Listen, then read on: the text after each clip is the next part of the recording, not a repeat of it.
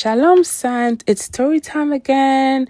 There is this lady who was very beautiful, poised, intelligent, and discerning, yet she ended up with a complete opposite. Her husband was a very mean man, and his name literally meant fool. As we cook up this creamy pasta and spiced goat meat, let me tell you about the story of Abigail, the woman who ended up with a very foolish man. Will she be redeemed? Let's see. In the town of Mount, there was a very wealthy man called Nabal who was married to a very beautiful woman called Abigail. One day, David, who was not yet king, sent messengers to Nabal. His men had been protecting Nabal's shepherd in the wilderness. They were not stealing, they were not harming them, they were just helping them. All they asked in return was a little food and water. But Nabal, considering how wealthy he was, he refused. He sneered and said, "Who is this David? Why should I give my food and water to some runaway servant instead of my own servant?" When David heard, he was furious. He strapped on his sword, took 400 men and set out, ready to wipe out Nabal's household. But one of Nabal's young men ran and told Abigail all that had happened. He said, "David's men were kind to us. We're safe with them, but now disaster is coming."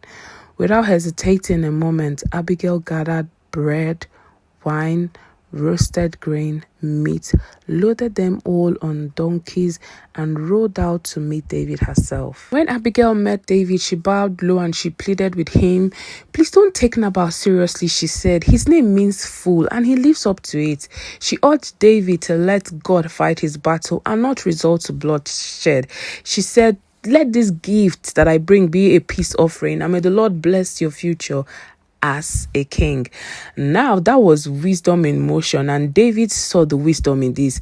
He said, "Blessed be the Lord who sent you. You have kept me from doing wrong." Abigail returned home and she met Nabal drunk. So she waited until morning and she told Nabal all that has happened. His heart failed, and 10 days later, God struck him down. When David heard this, he praised God for fighting his battles for him. He then sent for Abigail, asked her hand in marriage, and got married to her.